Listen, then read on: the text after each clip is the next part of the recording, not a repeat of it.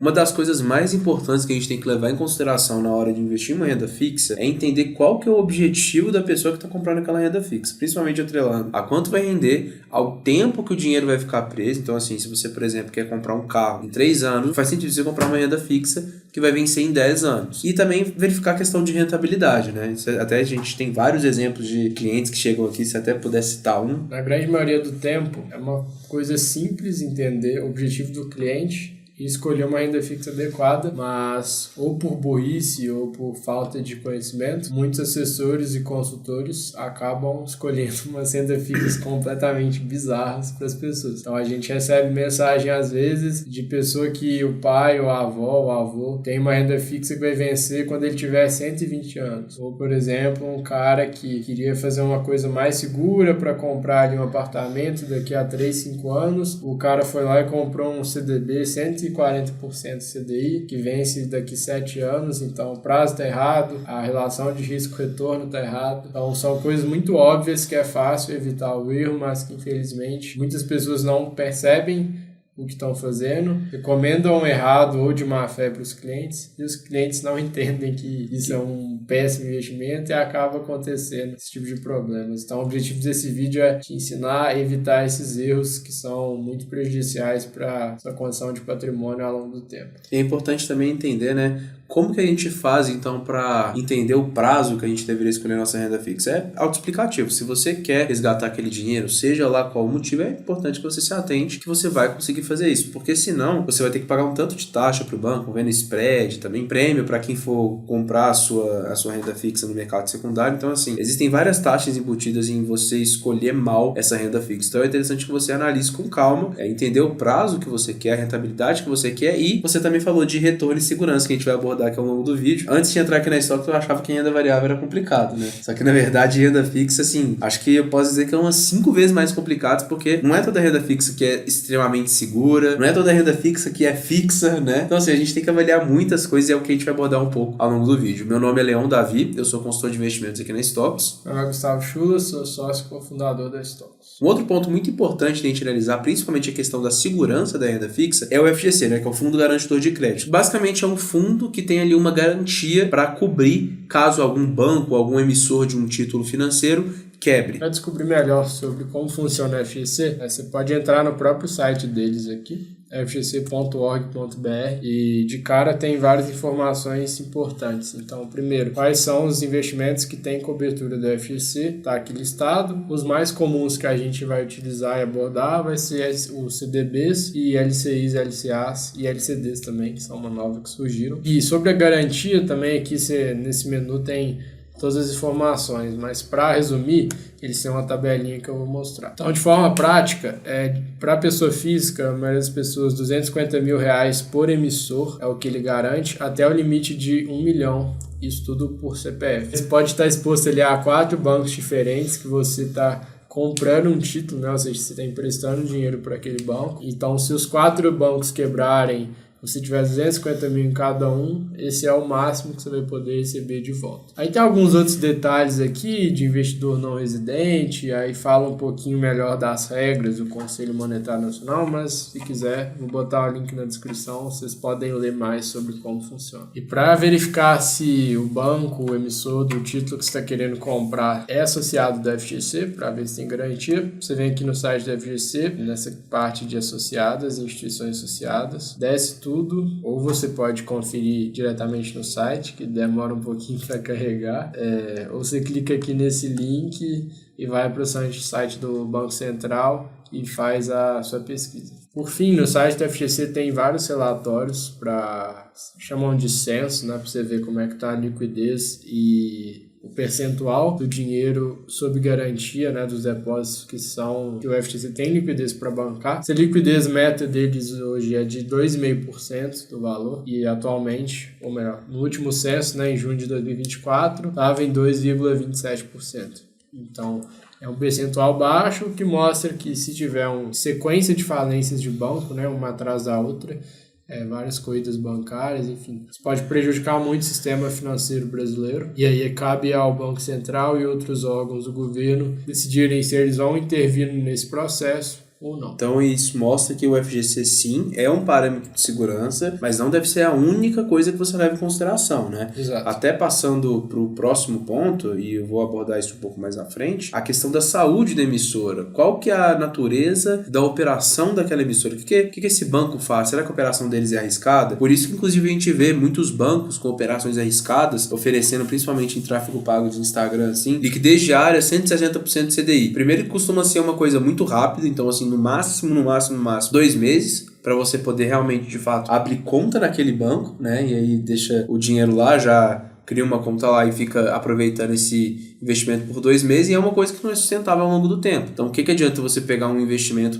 sei lá, de um banco X, que você vai ter 120% de CDI, a liquidez diária, por 2 meses? Então, assim, vale muito mais a pena você fazer uma seleção de um banco seguro, de um banco estruturado, que tem uma operação validada, com uma taxa ok, uma taxa realista, mas que vai se manter ali por 2, 3, 4 anos. É o que faz sentido e é onde você ganha dinheiro de verdade. Você escolhendo qual renda fixa você vai pular agora, aí pula para nova que abriu, pula para nova, realmente você não vai ganhar muito dinheiro nisso não. É só ficar fazendo uma outra atividade, e às vezes o que você paga de imposto de renda, tirando de uma para outra, você perde uma boa parte da rentabilidade também. Eu conheço gente que faz isso, inclusive. Então, assim, na hora de avaliar um emissor, foram criados vários índices, né? Então, tem Basileia, tem outros para facilitar o entendimento na hora que você está olhando as demonstrações financeiras, que no fundo não é tão simples igual isso, né? Até para definir o que é caixa e o que não é, hoje já não é uma tarefa tão trivial, tem vários produtos diferentes, mas o mais importante é você entender o modelo de negócio do banco, qual a história dele, o que ele faz hoje, qual o tipo de empréstimo que ele está concedendo, para entender se existe um risco de falência ou não. E no final do dia,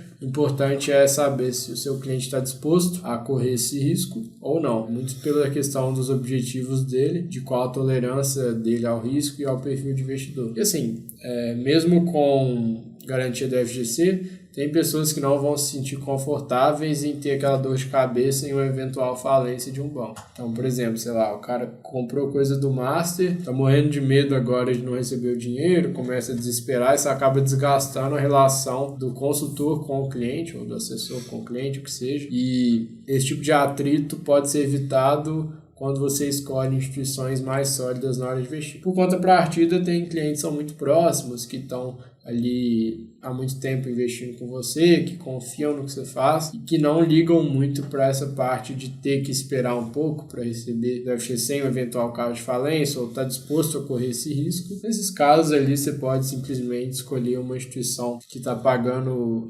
um prêmio, né? Tipo, pagando um valor bem legal em relação aos pares, mas também sempre com prudência, né? Então, exato. Se a média das empresas ali um pouco mais arriscadas hoje está pagando 115% de CDI, você não vai comprar um também que está pagando 140%. Sim.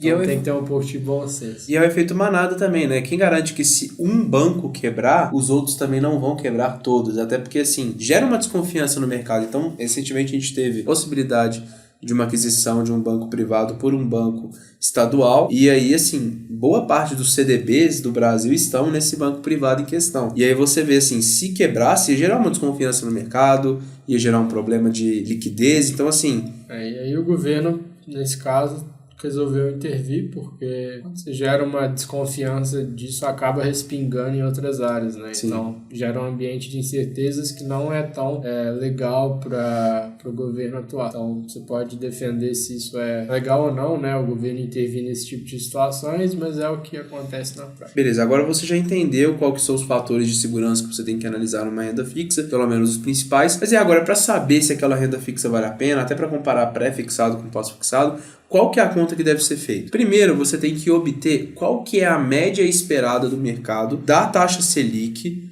em um determinado prazo. Então, por exemplo, você vai pegar um título de 3 anos. Você tem que descobrir qual que é a média que o mercado espera que esse título vai ficar. Então, por exemplo, você identifica lá que a média vai ser 14. Vamos colocar 14 para facilitar a conta. Você vai pegar esse 14 e multiplicar pela taxa que você tem dividida por 100. Então, para facilitar, vamos supor que a gente tem um CDB de 115% e tem essa taxa média de 14. O que a gente vai fazer? A gente vai pegar 14 e multiplicar por 1,15. E aí você vai chegar no resultado de 16,10. E aí, através disso, você sabe que você está comprando uma rentabilidade média ali, né? Claro que pode ter oscilação nessa questão, pode mudar alguma coisa ou outra, mas em média, né, você vai estar comprando uma rentabilidade de 16,1% no prazo de 3 anos, o que é muito bom. E é assim que você compara também, principalmente título pré-fixado com pós-fixado. Isso. Aí na prática, para fazer essa conta, é uma coisa mais chata, porque primeiro que no Brasil o modelo de precificação é diferente do resto do mundo, então a gente usa dias úteis em vez de dias corridos, principalmente na parte de pós-fixados. A gente usa sempre como índice de referência o CDI, que é mais ou menos 0,10% abaixo da Selic Meta, né, que seria a Selic Over, e a gente precisa pegar o valor diário disso, aí tem que analisar para depois fazer essa conta de quantos por cento acima do CDI vai ter. Então, na prática, a renda fixa acaba sendo bastante complexa, até porque também tem que levar em conta esse movimento aqui da curva de juros, que está precificado. Então, o valor da taxa Selic muda ao longo das reuniões, ou pode mudar, e você tem que refletir isso na rentabilidade acumulada do título ao longo do tempo. Então, na hora de fazer conta é um pouco mais chato, mas uma maneira simples de ver isso é por essa planilha aqui que a gente tem.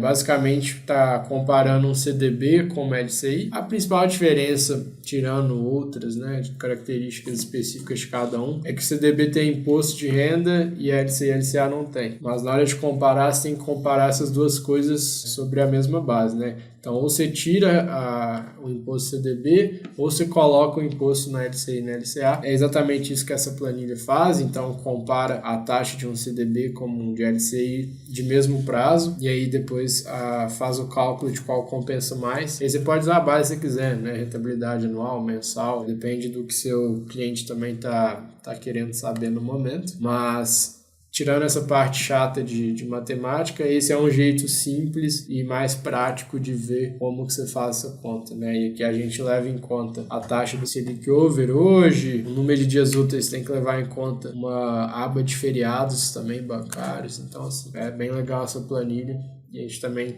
disponibiliza para os nossos clientes. E uma dúvida comum também é sobre qual escolher, né? Pós, pré-fixado, inflação. Sim, o grande ponto é você olhar para a curva de juros e para os pré-fixados que estão disponíveis no mercado hoje e você pensar, será que, vamos supor que tem um pré-fixado pagando 16,5% para 2 anos. Aqui na curva de juros, para 2 anos, a gente está numa taxa de 14% ali, vamos botar esse valor de referência. Será que um CDB que paga 115% de CDI vai ter uma rentabilidade acumulada maior ou menor do que o pré-fixado? Se achar que o pré vai render mais, você compra o pré. Se achar que o CDB vai render mais, você compra o CDB. Ou você pode simplesmente falar, não sei qual que vai render mais, os dois estão uma taxa legal, porque 16% ao ano é bizarro de alto. Então você compra um pouquinho das duas e está protegido ali em 2 cenários. E sobre inflação, eu gosto de pensar que curto prazo assim acaba que